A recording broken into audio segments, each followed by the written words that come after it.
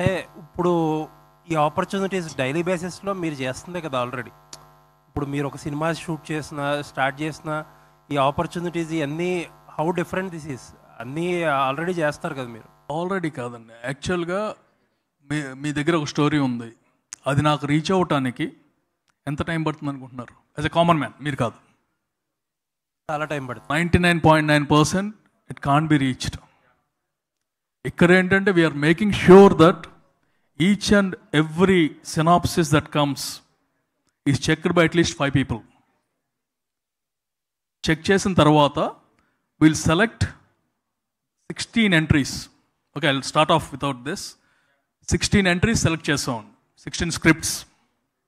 ఈ 16 scripts, whoever are the writers, they will come. It's a show again, they will be judges. ఒక 5 minutes టైంలో they need to defend their script, why it works, what is the USP of it.